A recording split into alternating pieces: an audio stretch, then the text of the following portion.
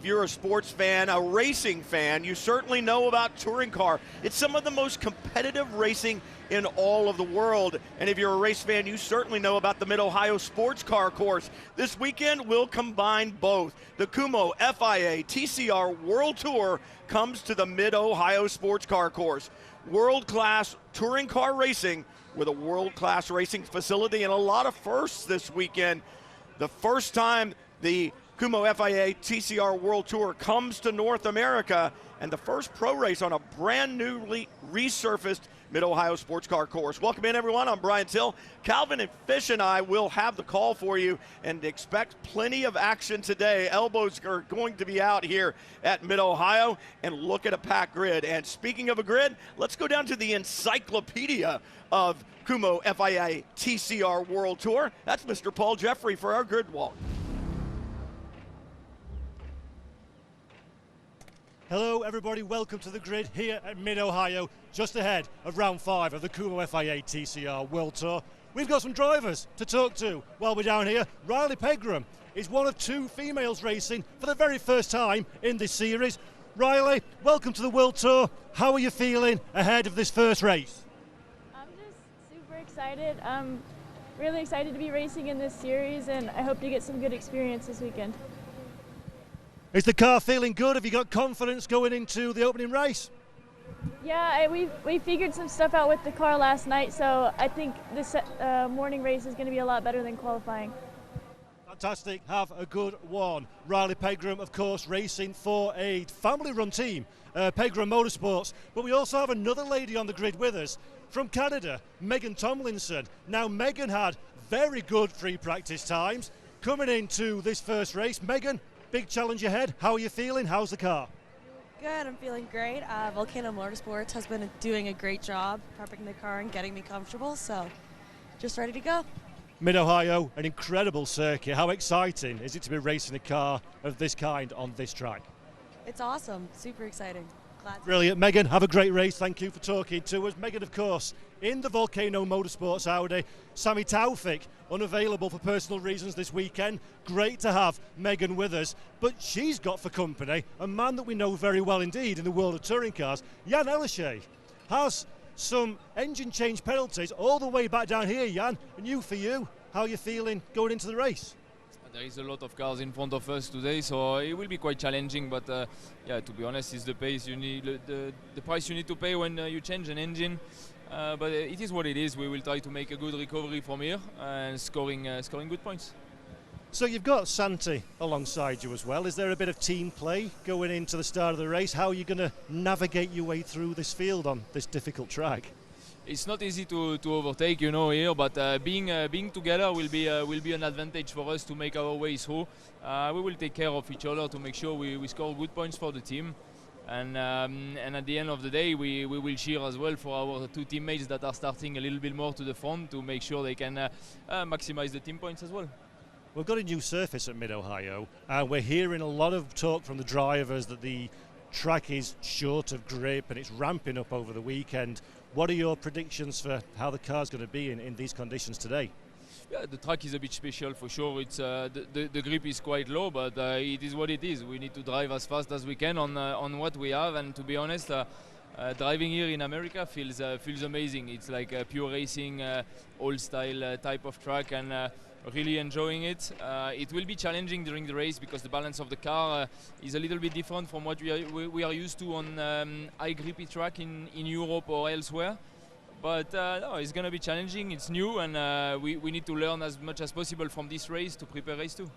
Jan, we look forward to seeing how you go. Thank you for your time. So Jan Elishay, of course, is one of the drivers that we're expecting to be very much at the sharp end of the Kumho FIA TCR World Tour standings. It's going to be a big challenge. You can see the cars in front. We've got the 2 Brian Herter Auto Sport machines to clear, as well as Santiago Urrutia. And I think, guys, it's going to be absolutely fascinating. So without further ado, it feels like it's getting time to go racing here at Mid-Ohio.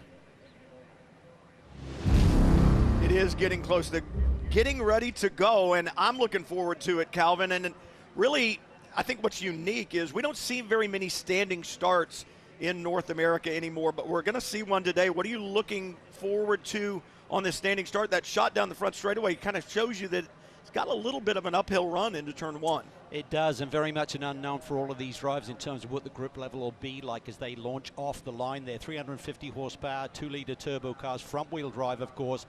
And this new racing surface is a big unknown. It's been ramping up, as we said, in terms of the grip level throughout the course of the weekend as more and more cars run out there in the different championships and different tires. But these Kumho tires seem to be very well suited to this racetrack.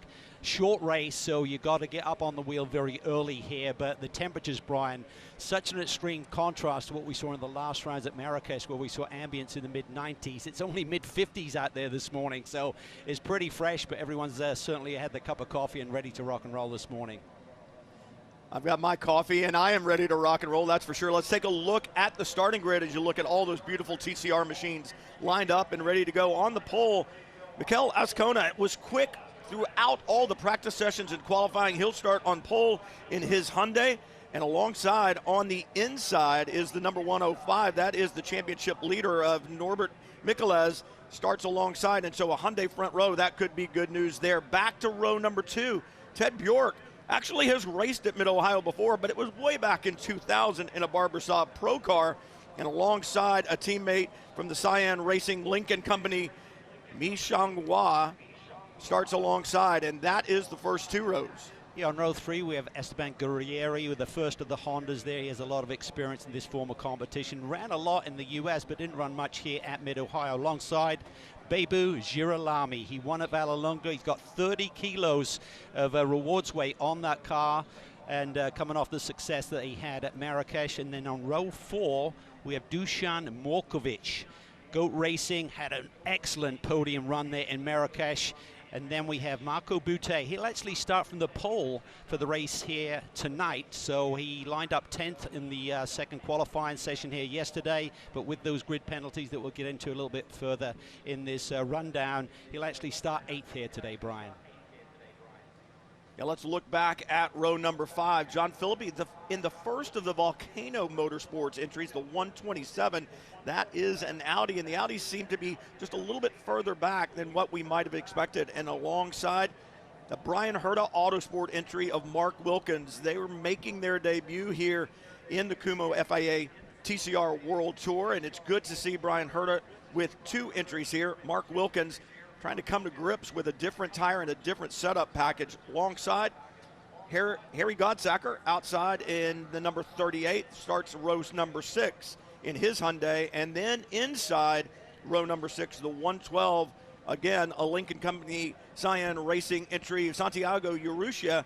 He, too, had a grid penalty for changing an engine. So anytime you change an engine in this series, there is an associated grid penalty, and that moves him well back at the start. Yes, a similar situation for Jan Elishay, who will lead row 7 here today, Brian. He won in Marrakesh, then had a DNF with some engine issues in the second round, so he's looking to rebound here at Mid-Ohio. Alongside him, the first female drivers in our field, Megan Tomlinson from Canada, does not have a ton of seat time in this TCR machine, but seems to be adapting very, very quickly. And riding shotgun on the field today will be Riley Pegram. She's a local 4th-generation racer. Her dad, Larry, is here, and grandfather and great-grandfather had racing history as well, so it'll be great to see her out there on our local turf. Yeah, I know Larry was so excited to get Riley into this program. Larry, a motorcycle racer that you may recognize that name. Take a look at the weather. We talked about it being cool, 59 degrees Fahrenheit, so call it 14, 15 degrees C. That is cold for these Kumho tires, and we talk about the standing start. Think about that weight transfer to the back, Calvin. These are front-wheel drive cars. I think we're going to see a lot of wheel spin and a lot of Kumho rubber left there in these starting boxes when we go green. Yeah, and be curious to see. The Hondas traditionally are not known for being great off the line, Brian. So Esteban Guerrieri line up 3rd on your left-hand side column there, 5th on the grid, to see what sort of launch he can get there as they head down into turn 1. Turn 1, high-speed corner, but from this standing start, you should pretty much be wide open there all the way on the run up to the keyhole here on the opening lap. So we'll get our formation lap in. That'll give these drivers a chance to get some temperature in their tires as we get ready to go here at Mid-Ohio. Like I said, a lot of firsts here this weekend. The first professional race on this brand new racing surface.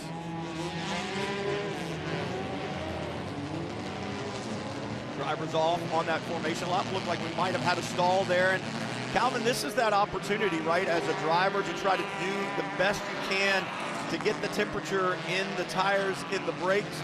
We see drivers weave back and forth all the time, but really, isn't the best way to get that temperature kind of on and off the brakes and move that temperature through the wheel and into the tire itself?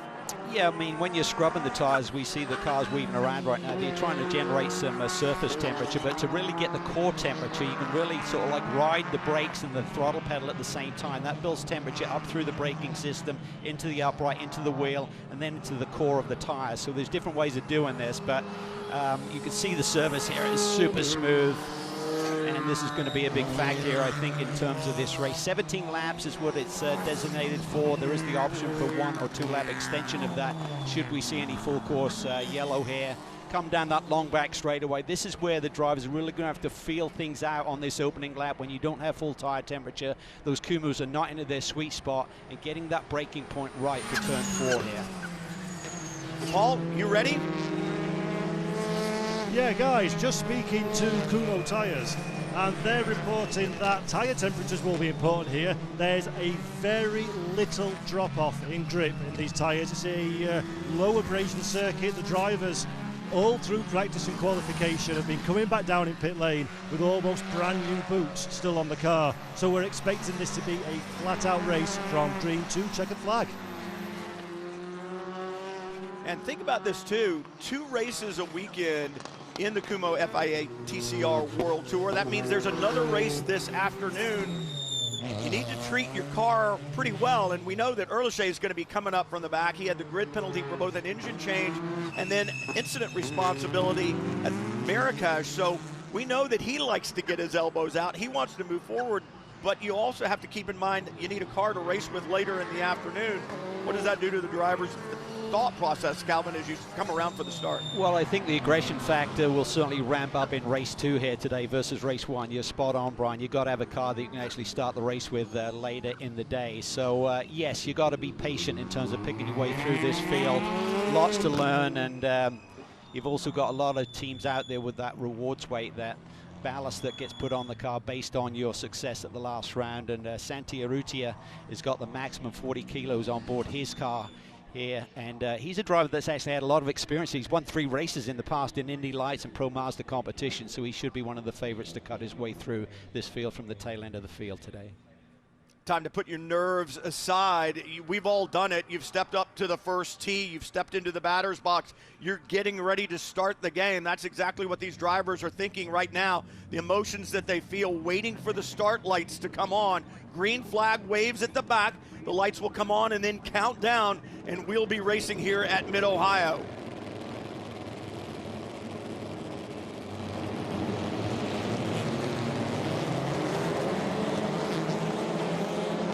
Great start by our pole setter, but Ted Bjork from the outside there, from 3rd position, gets around Nicholas there to run it in P2 as they head up towards the keyhole, Brian. Yeah, we didn't see the lights from our camera angle. The drivers obviously did, so we are underway, and now you got to get everything sorted out. I'm really looking towards the back. Remember, Erlichey is going to be charging forward in that Zion Racing Lincoln Company 168. Keep your eye on that. But it's going to take a lap or 2, I think, before the tires really come in to where you want them to be. Obi Nicholas did not have a great start there, Brian. Our championship leader runs in P3. Now he's feeling the heat. Machingwa down to the inside in turn 4. Almost a little bit of contact there. Argy Bargy on the opening lap, heading up the hill into turn 5. Side by side down the hill. And then a little push and shove going on. Nicholas trying to make the best of it, but man, getting roughed up a little bit there. You talk to these drivers and they said, welcome to touring car. That's a touring car kind of pass. The 155 Lincoln Company Cyan Racing of Ma Xinghua really laying those fenders on. And I talked to him yesterday and he said, if you come back with mirrors, you haven't been racing hard enough. So we're seeing that in the early going. Guerrieri now putting the pressure on Ma Xinghua. So a little bit of smoke from that Honda there as they came up through turn 9, Brian. Hopefully that's just a little bit of overflow with the platform. But up front, great start by our pole sitter, Mikhail Azcona. Azcona quick in almost every session. As we were saying earlier, he was second in P1 and then owned the top spot in free practice 2, qualifying 1, qualifying 2, and owns the top spot right now, but for how long? It's a replay of that action down into turn 4 on the opening lap, matching while they're up and over the curb. Could have been a little bit of contact there, and then as they come up the hill into turn 5, rubs our championship leader a little bit, but now Nicholas has kind of got into his stride and rhythm here and has pulled away from that battle. A little bump and run, and like you said, kind of pulled away, but the battle's continuing a little bit further back. In a pass there, Guerrieri has got around. Now up into P4, it looks like. Still see some smoke from that Honda, Brian. Yeah, it's interesting. We're used to seeing the Hyundai that runs here in Michelin Pilot Challenge, the same TCR base car. We're used to seeing that little telltale puff of smoke out of the Hyundais, but not used to seeing it out of the Hondas that run here. So a little bit disconcerting, especially this early on. Correction there, Guerrieri still runs in P5. Girolami there just sitting in the shadows, waiting. Oh, big slide there by Machinwa there. That really high-speed sweep at turn 11. He is feeling it. Guerrieri to the inside, super aggressive, keeps it clean and makes the move. Girolami tries to go with him. What a move by Guerrieri, and now look at this, side by side, Machinwa being roughed up on the way down into the carousel, and now side by side through turn 1. This is just awesome racing. Look at that. I think there's some heat inside those helmets right now, Brian, as the track's starting to heat up at the same time as well. Action further back in the pack there, more moves being made up into the keyhole. Girolami finally gets the best of Machinwa, gets past and clears him, but what's going to happen at the end of the straightaway, we'll have to find out. But good racing throughout this field, and this is exactly what we expect in touring car. This was beautiful. You kind of set up there. He kind of left the door half open, and Guerrieri just used that curve there on the inside. The perfect effect. That was awesome bit of driving there by Esteban. World-class cars, world-class drivers at a world-class facility. And it didn't take these drivers long to discover not only how to go fast here at Mid-Ohio, but also how to use those passing zones. There are not a lot of them, and Calvin, you pointed it out, into the carousel right there. You've got to be really, really careful in competition. You want that little wider line in practice and qualifying, but with somebody on your bumper, you leave that door open, they're going to fill it. Yeah, it's one of those corners, Brian, what you really have to set up for, but you do leave yourself a little bit vulnerable. Great battle here by Dusan Borkovic. Just gapping the volcano entry of Aleshe. Let's check in with Paul on the 127. Guys, very interesting. John Filippi spoke to him at the start of this weekend, carrying a little bit of illness coming into Mid-Ohio. He was saying he was struggling a little bit to try and get over a bit of a bug that he's got. So he's had a good start, but will he have enough in the tank to try and keep up this pace? It's warm down here on pit road. We know the volcano out is quick. John Filippi's got a little bit more to deal with than just Santiago Urrutia behind. Santi's really trying to get up on the wheel there, but you just see coming down that long straightaway, that could be the rewards weight, the compensation weight that he's carrying, having an effect there. Santi Urrutia's got 40 kilos on board his Scion Racing Lincoln Company machine. That compensation weight is significant as more good battles around here. The 199 of Beauty leads this three-car train, and that's the 98 of Wilkins right behind him, and I think Godsacker behind Wilkins. Completely different car, Mark Wilkins said, than the car that he drives in Michelin Pilot Challenge.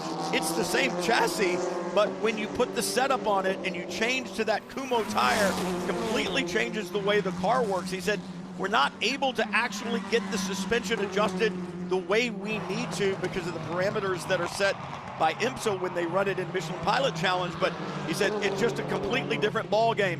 And talk about it needing a car to do battle with, Calvin. Remember, Mark Wilkins needs to have this car to do battle with tomorrow in IMSA competition. Yeah, certainly a compromise there in terms of the setup and how hard you push and how aggressive you'll be, knowing that you have your main championship to compete in here this weekend. Two ways of looking at it. We thought that Gottsacker and Wilkins coming in here having so much track knowledge would have the upper hand, but oh, little bump there going through the keyhole. Senti is trying to make a move because he knows as soon as he gets to this straightaway, it seems like the Audi romps away a little bit from him, stretching these legs down this back straightaway here down towards the turn 4 braking zone. And Senti has to do all of the work again, a little bit deeper on the brakes there. You can see him really threshold braking, no ABS, no driver aids on these TCR machines that we see in some of the more endurance, the longer races here in North America where you are allowed to have ABS, but not so in this Kumho Championship. Good battle for third right here. Mikola's in the 105. Guerrieri just behind in the 186. Good battle between makes as well.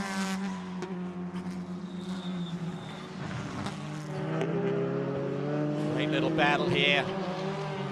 Girolami now putting the pressure on Esteban. Esteban, so much success over the years, come up through the single-seater ranks, had great success there, then switched his attention to GT and touring car action, recognized as one of the best in the business, but he has got a lot of pressure from behind right now from Bebu. And you talk about that compensation weight, it matters, Calvin, big time. Girolami carrying 30 kilos as well, so think about that. That's what, 66 pounds, give or take? Yeah, 2.2 I think is to kilo to pound ratio, but here again, maybe that's a factor there as they come down. Will affect everything. When you're carrying weight, it affects your braking performance, your cornering loads and everything, but also acceleration as well when you come off that relatively low speed keyhole exit there. Should be second gear coming out of there, and it's all about getting the power down and getting that launch. This is where it gets crazy. We call this madness, Brian, coming through this sector of the racetrack. And talking to the guys that had not driven here before, it was really interesting to look at segment 3, which really kind of runs from turns 6 back around to the front straightaway.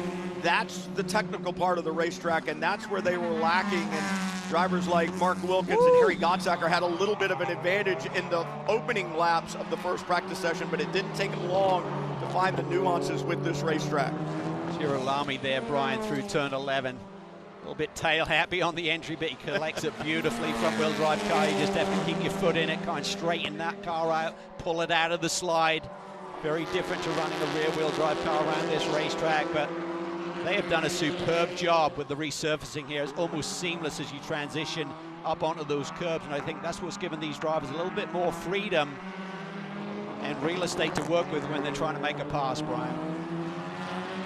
Back straight away one more time for that group, and onto the front straight, the 92, Megan Tomlinson. And you think about Tomlinson here, this is a big, big step for her, Paul. Yeah, Megan Tomlinson, just spoken to Andrei Kachenko of Volcano Motorsports. She's building experience in this car and on this circuit. Very little running comparative to those around. Her lap times, her sector times are improving. She's currently 34 seconds away from the field, but doing a really, really good improvement over the course of the weekend. Volcano very satisfied with Tomlinson's performance so far this weekend. It's like I said, it's a big step, and when you look at the who's who of touring car drivers over the last decade or so, they are here, and that just shows the depth of talent and experience in this field. As you look there at the 72 of Riley Pegram, same thing for Riley. I mean, they had problems with this Audi throughout the weekend. The way the car runs here in the States versus the way it runs in FIA competition, they needed a different ECU, and they couldn't get it to work. So track time was minimal for this program throughout the 2 practice sessions and even qualifying. They've gotten those problems, they think, sorted out, and that's going to help her. But now she's out there, she's learning now in the race, Calvin, what she wanted to learn in P1, and look at this battle into turn 1. Yeah, this is fantastic stuff here. This is Gottsacker and Boutte just having a real old ding-dong battle. Mark Wilkins, Gottsacker's teammate, has gotten around Boutte. got seconds to try to figure out. See a little bit of the trim coming away there on the windshield to his driver's left. That could be distracting. Now he makes the move, dives down to the inside as Boutte runs wide. Well, that's kind of like the carousel like we were talking about, Calvin. That's the line you want to drive when you're alone, but when there's somebody right behind you, they're going to fill that gap, take it away, and that's exactly what we saw there. Good move now. Hyundai horsepower versus Honda down the back straight to turn 4. Yeah, and another thing, we talk about the compromise with this Brian Porter Autosport team having to run these cars in 2 championships here this weekend. You cannot run ABS, so that's a big factor. You run on a different tire. I also wonder if they have enough time and how quickly it is to switch over, because in this championship, you run the maximum power stick, I believe, at 350 horsepower. I do not believe that they run that in the other championship with IMSA here this weekend, so they may be running compromised horsepower settings as well. We'll try and get clarification on that a little bit deeper into the weekend. Well, I know they wanted more camber on those 2 Brian Herta Autosport Hyundais in the rear, and they weren't able to get that done. So talk about the compromised setups that are on them, but it's a great place to be. It's a great place for Hyundai to be, have 2 additional competitors out there on the track. Speaking of competitors, this battle has not let up over the last several laps. Led there by Borkovic. He's had 5 wins over his career in various TCR competition, along with 3 poles. He didn't run at Vallelunga, Brian, but he did run at Marrakesh and had a fantastic podium run. He's a taller gentleman, so he squeezes his frame into that Honda nicely, and ton of experience, also a European hill climb champion. Well, he certainly towers over you and me, Calvin, that's for sure, but it doesn't take much to do that. He's actually known as literally the tallest race car driver in the world. In inches terms, he's 6'9.5" tall, or 207 centimeters tall, and that's getting up there, to say the least. He's a World Touring Car champion, I think back in 2000. He's a guy with a tremendous amount of experience and really just kind of coming to grips with this racetrack. As you said, missed the first 2 rounds, but is in it for the rest of the season. Looking back a little bit further, the 168, Erlichey having to work his way up from 13th pole. He's having a good run. Yeah, really strong start from Jan Erlichey, 13th position, as you say, all the way up into 6th. Just had a quick word with team manager of Cyan Racing Lincoln Co., Frederick Vallen, and the overtake on Marching War was a team orchestration, so Mar not fighting his French teammate because, of course, Jan Erlichey lost a bit of ground recently, but he's one of the drivers that are very much in the fight for the overall Kumho FIA TCR World Tour. Came into this weekend 3rd in points, Brian, and that was after a 0-point score in round 2 at Marrakesh with that engine issue. So then he had the penalties for that little bit of argy-bargy in race 2 there, and then the change of engine. So he's definitely on the back foot, but great to see the team working together to try and get him back into the points. Well, and think about the strategy that's involved, Calvin, not only on the racetrack and the setup, but that compensation weight that we talk about. One of those deals that if you are the highest points earner on the weekend, you get that compensation weight of the 40 kilograms, and then the second gets 30, and so on and so forth. That's a lot of weight to carry around. Drivers are known to get with their team and strategize in the second race of, do I really want to finish here right now? Am I more willing to give up a couple of points based upon what's coming next weekend to avoid carrying some of that compensation weight? So a lot at stake, not only on the racetrack, but with the crews and the engineers as well. They may not make pit stops, but strategy is paramount. Look at this. Borkovic is struggling here a little bit, just lost that position to Arudia, so Arudia's had a really strong run now, up into P8 from starting towards the back end of this field as well. So nice quality drive here by Santi. As I said, he has a ton of experience at this racetrack, ran in North America in Pro Mazda and Indy Lights for a few years. He's had 3 victories in single-seaters over the years here at Mid-Ohio, but again, this racetrack's a little bit different with this resurfacing, Brian, to what he would have experienced in the past. Good battles on the racetrack, but problems for the 72. We talked about the ECU issues they had earlier. Paul, have they raised their head again? Hey guys, Riley Pegram in the 72 down in pit lane. Reported some issues with the field of the car and loss of tyre pressure. We brought the Audi back into the box. The tyres are being checked currently. Larry's having a word with Riley in the cockpit. but the troubles for this car continue. Hopefully Riley can get back on the track. There's been no tyre change, so everything seems okay. It's just assessing what the problems are before we can get the Audi back out on the circuit and continue to build that experience, guys. So frustrating when that happens. It's all electronic today, obviously, and you're struggling with those electronics. They're giving you signals that aren't necessarily correct, and what she really needs is time on the racetrack, and those electronic gremlins taking that away from her. The 196, though, for Ascona, not a problem in the world, Calvin.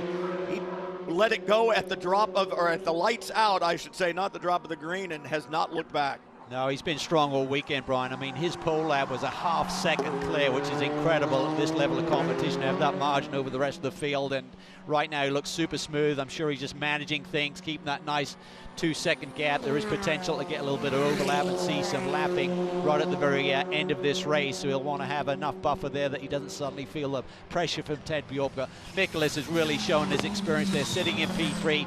Felt the heat on the opening lap, didn't get the launch that he was looking for. That's where Ted Bjork got around him on the run into turn 1 on the opening lap. But he's regrouped nicely. He can see the leader. He's not let go of thinking about some more points here today. Well, it's really kind of that deal. If you're Nicholas there in third, you've got a good point scoring day going. You know you've got another race for Ted Bjork.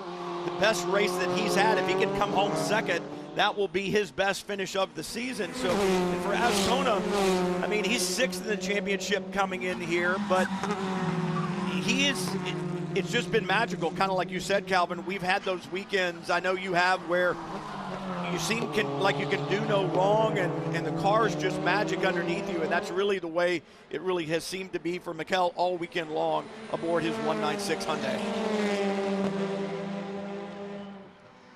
Starting to hear some tire noise in the carousel in the keyhole as well. Shows you they're really working these Kumhos hard, and Bjork, I think, beginning to attack a little bit on Ascona. Yeah, I think Mikel is suddenly getting maybe a bit of an imbalance. Maybe he's got some understeer creeping into that race car. We talk about these front-wheel drives, particularly on corners like this. You really got to manage that because they're doing all of the work, the steering, and the power is being pushed down to the ground through those front-wheel drive machines. So maybe he's starting to feel it a little bit, and certainly this battle up front is heating up and compressing big time.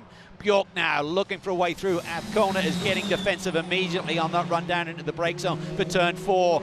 Here's where you can go side by side as Bjork tried to send it around the outside. Is he thinking about opening up the door? Here comes Nicholas. Leaves the door open for just a second. Hard to get it done there. A little right rear lockup for Bjork as they head down into turn 6. Now up and over, coming into turn 9. And like I said, Calvin, I'm starting to hear that tire noise, and I think that's from Ascona really getting some of that understeer in these lower speed corners. I wonder if that Lincoln Company 03 FL TCR in the hands of Bjork might not be just a little bit better right now than the Hyundai in front. Yeah, and I think Nicholas's car looks good as well. Look how he sets up there through the carousel there, just really wide entry, just opens up his hands, just try to keep. Here's the replay as we look down into the turn 4 braking zone. Ascona defense to the middle of the road. He's entitled to do that, be proactive with your line. And then right here as Ted Bjork is trying to think about how do I get around him, Nicholas just tries to fire it down the inside, but then he's on the wrong side of the road as you come down the hill down into turn 6. Side by side heading into the keyhole. This is the battle for the lead. It is heating up on track, Paul. Yeah, just been down to the BRC Hyundai N Squadra Corsa team. Gabriele Rizzo reporting Mikel Ascona losing balance in the car. Doesn't know where the pace has gone away to at this stage, so just struggling to keep the car on the racetrack, guys. So there's a fight on track. Wow, that was big commitment there, Brian. Boy, oh boy. Ted Bjork had the run, got to the flank. He was on the preferred racing line, the rubbered in line. Would have had more braking out. It was just really good, high-pressure defensive driver by Mikel. He wants this win in the worst possible way. Yeah, and I think for Bjork, his Lincoln Co.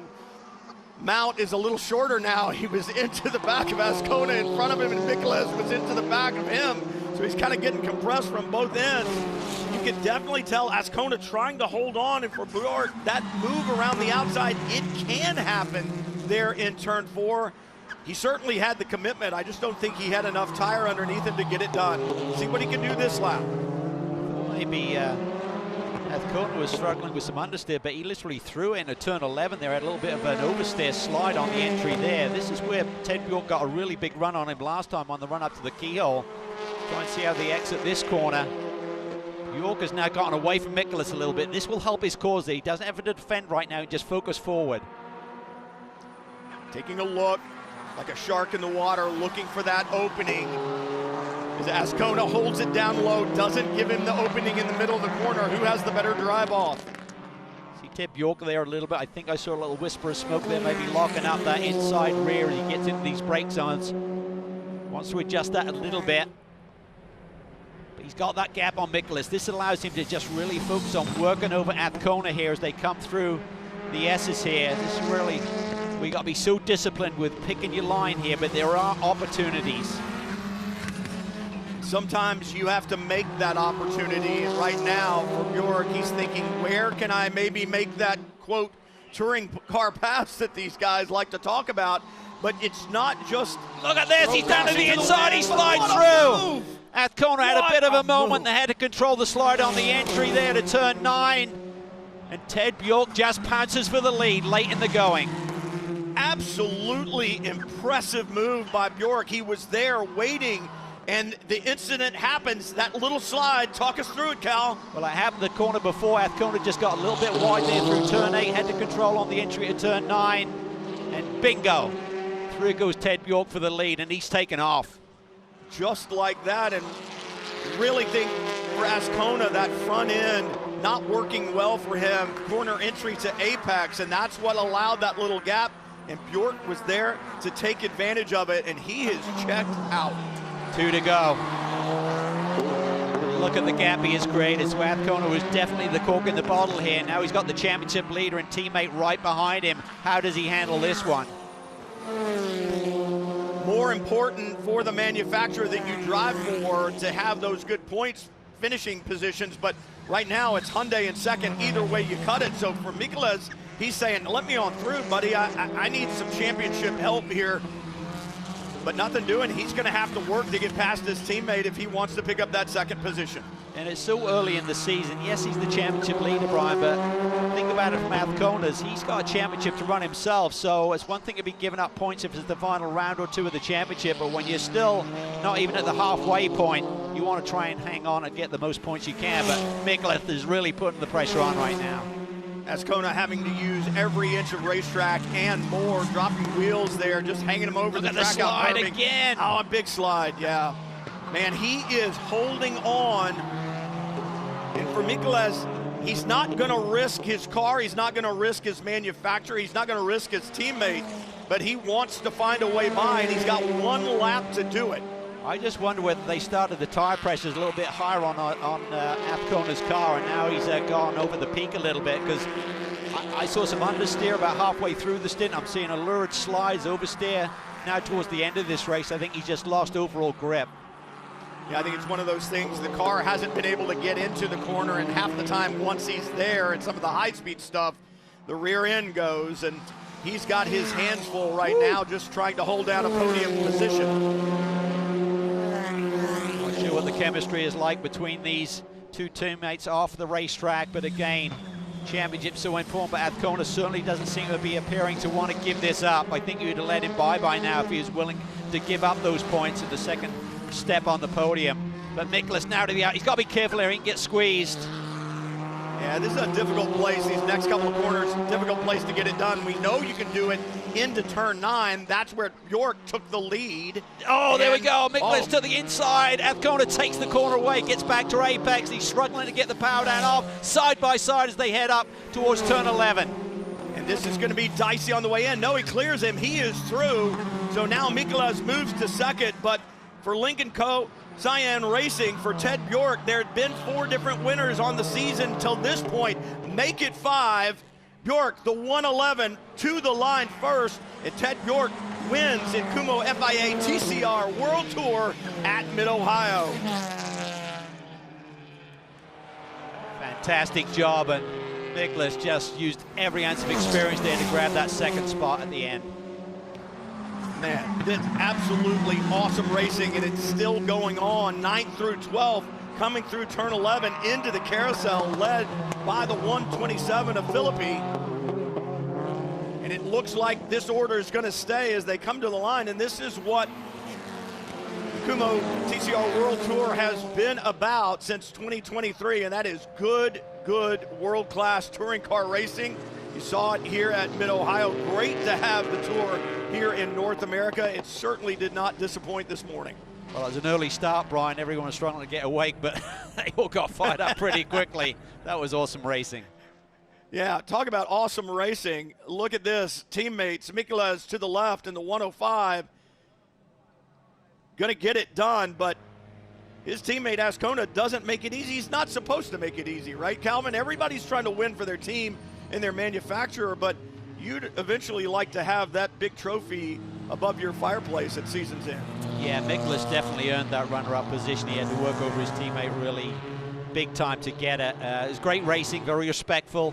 Didn't touch, I don't believe. But I think also what I'm noticing, Brian, is just the transition between the new racing surface and the curbs.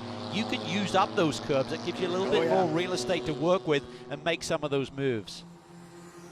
I had the opportunity to actually be on the track about 10 days ago, and that little bit of extra curbing at the exit of 1, the keyhole, and turn 9 is certainly usable, and if you don't use it, you're losing time, and I think it was used to the advantage of both Ted Bjork and Mikulas in getting that pass done on Ascona. Ascona had been so fast the entire weekend, but you know, sometimes you have a setup that works for 1 or 2 laps, but you really need it over the 17 laps if you want to come home first. And for Ted Bjork, as he pulls into pit lane, he'll head down to victory lane in that Lincoln Co.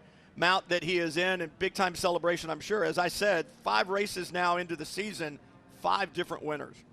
Yeah, fantastic job. I mean, he really set the table for the day with that brilliant start that he had from the rubbered in line. So he lined up third right behind our pole sitter, got the launch, he got around Mikulas there on the run into turn 1, and that really set up his day to pounce there in the last couple of laps.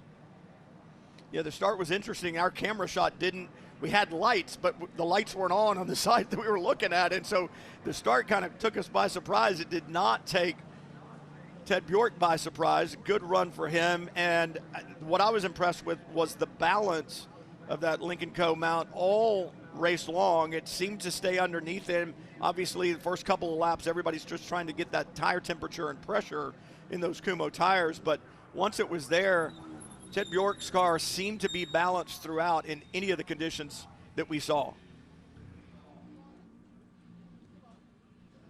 Well, that's a great spot to be. Victory lane at Mid-Ohio. It's such a challenging race course, Brian, and he'll have big satisfaction of grabbing a win here on North American soil. As you said, he's raced here before, and this is a big win for him. 24 years ago, Ted Bjork competed here, and today, 24 years later, comes away with a victory, Paul. Yeah, really good stuff from Ted Bjork. Fantastic drive there, left it to the very last minute to make the move, and when the move was made, it was decisive, and that's the most important thing. Really showing all of that experience and just the start that Ted Bjork needed. In a couple of moments' time, guys, I'm going to get a quick word. In fact, his helmet off, so let's go and have a word with our race winner, Ted Bjork. Congratulations, sir.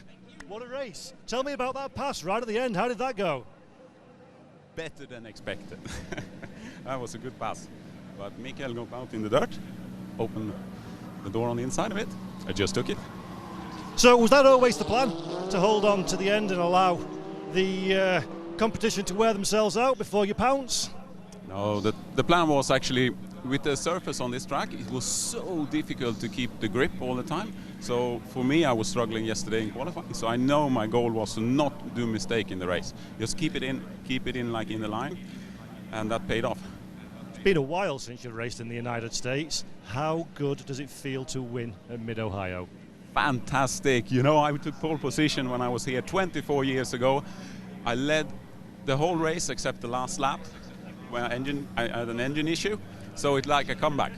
24 years, redemption for Ted Bjork. Very well done. Congratulations, guys. What a drive from Ted Bjork in the 111. What a drive. And like I said, 24 years later, I mean, think about that. You're leading and you have your engine going 24 years later. you get a little retribution. Bjork with the win, but I'll tell you what, Mikola's Ascona had some great racing as well, Calvin, for that middle step on the podium. Yeah, and some big movers also from the tail end of the field with engine changes for Aleshe and Urrutia. They really had really strong results. And they'll start a little bit further up on the grid tomorrow, this evening. So look for them to have some big points later in the day. Yeah, I think it's really interesting the way the grid is set for this second race. It's the top 10 from qualifying, that second qualifying inverted. So that will bring some excitement for sure. Wilkins and Gottsack are names that people are used to seeing from IMSA competition. Had a good run, and I say a good run, you're looking at it going 11th and 12th, but remember, they're not used to this tire, and they're not used to the setup on these cars, so good run for them. And for Megan Tomlinson and Riley Pegram, I know Riley's frustrated that she ended up in pit lane at the end, but both of those drivers got a lot of experience today. Great excitement from race one at the lights out. Good start. We talked about it, Calvin. Good start for Ted Bjork. Slides there into second, follows the pole sitter through. Good battles all throughout the field. Good battle for third early on. Look at this down into turn 4. Yeah, Martringois there tries to get the inside on Miklas. A little bit of a rub there. Couldn't quite make the move. Then Miklas settles in and then chases down the leaders. Going back to the battle for 12. This is in the carousel. Look at that sliding on through. There's the 186 of Esteban Guerrieri getting that. It looks like he's been racing here for years, Calvin, right? He took advantage of that little opening, and he is through. He was, and this is the defense by Athcona. They're just trying to hang on the lead. Bjork was feeling it. He had a stronger race car there for the last 3 or 4 laps. Just kept the pressure on, then really pounces here up into turn 9. Just beautifully done. Used that inside curb. Athcona was just struggling there in the dust and dirt, offline a little bit, and then his teammate takes advantage of the end, Brian. Yeah, that great move, really coming off of the same corner where we saw Bjork with the pass on the way in. And then for Ted Bjork, you heard him say it, 24 years later, there's his victory at Mid-Ohio, and it comes in Kumho FIA TCR World Tour competition. Great stuff for him, great racing all throughout the field today. And it was really interesting to hear Bjork say, I just knew I needed to stay online because there's just not any grip offline. I needed to be perfect, and he was perfect today, Cal. Yeah, it's just a really disciplined drive by Ted there, just to really use his experience, recognize what the track was giving him.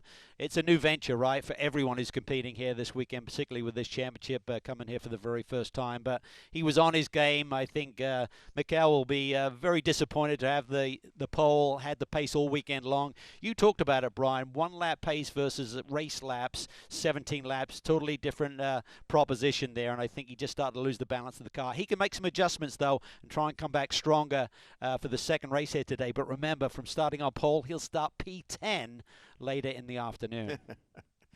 Well, we can talk about the racing all day long, but let's get down to the celebrations with Paul. Thank you very much, guys. So there we go, Mid-Ohio, and it's now time for our podium celebrations. So in third position, we have Mikkel Athcona. Come on up, Mikkel. Big cheer for Mikkel Athcona for BRC Hyundai N Squadra Corsa. Next up, I'd like to welcome to the podium Norbert Mikulis, also for the BRC Hyundai N Squadra Corsa team. And then, of course, our race winner, Ted Bjork for Link & Co. Cyan Racing. To represent the Link & Co. Cyan Racing team, I'd also like to welcome Ben Halfpenny up onto the grid, onto the podium.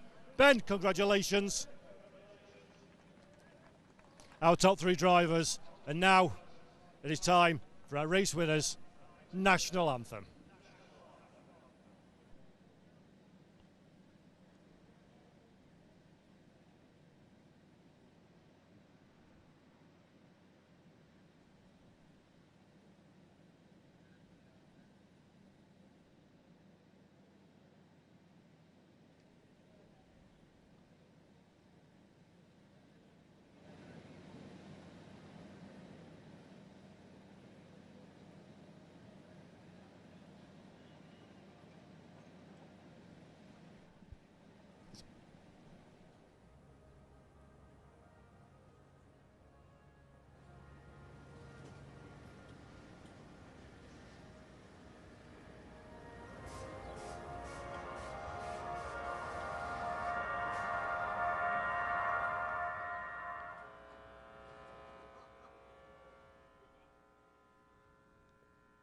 Okay, there we go, the national anthem, and now it's time to award the trophies to our podium drivers. Bringing up the first trophy for third position, it is the president of WSC. It is Marcello Lotti. A round of applause then for our third place finisher, Mikel Azcona. Receives the Mid-Ohio trophy. Also for Marcello Lotti. For second position, it's Norbert Michaelis. And then the winning driver for Ted Bjork receives his beautiful trophy in the sunshine here at Mid-Ohio. And of course, for the winning team, Lincoln Co. Cyan Racing. Good catch there from Ben. Trophies aloft, celebrations from our drivers. Gentlemen, in a moment, if we can have you together for the family photograph. Our drivers, the customary photograph on the podium. And then, of course, now the champagne arrives, and in time-honoured fashion, we will be spraying that champagne for our top three drivers. I'm going to disappear away from this podium because champagne is sticky and the weather is warm. So, gents, celebrate your success with champagne.